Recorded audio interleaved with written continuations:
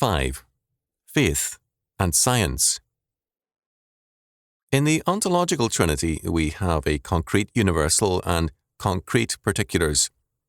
Moreover, in God's being, there are no particulars not related to the universal, and there is nothing universal that is not fully expressed in the particulars.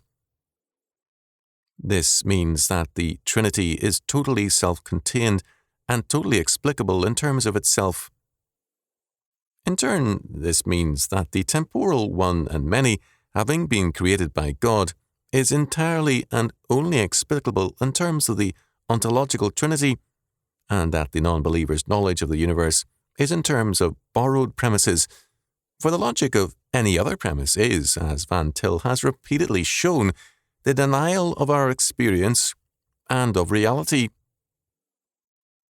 Nominalism ends by dissolving the world into an endless sea of unrelated and meaningless facts or particulars, whereas realism progressively denies the validity of particulars of the many and absorbs them into an undifferentiated and shoreless ocean of being.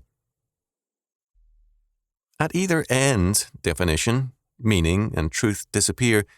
At one end, total relativism and anarchy, and at the other, total authoritarianism.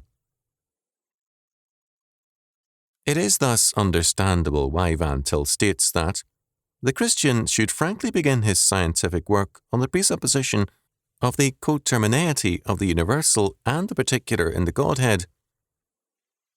This is the concealed premise whereby the unbelieving scientist operates. He assumes the validity of both particulars and universals, of both the one and the many, and their relationship, for otherwise he could formulate nothing. To assume the ultimacy of chance is to deny the possibility of science and of meaning, as Pei has observed. Unless we choose to accept the doctrine of predestination, it is chance that makes history. Van Til has summarized the matter clearly. Sinners use the principle of chance back of all things and the idea of exhaustive rationalization as the legitimate aim of science.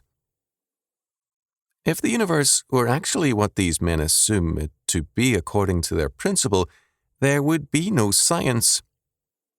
Science is possible and actual only because the non-believer's principle is not true and the believer's principle is true.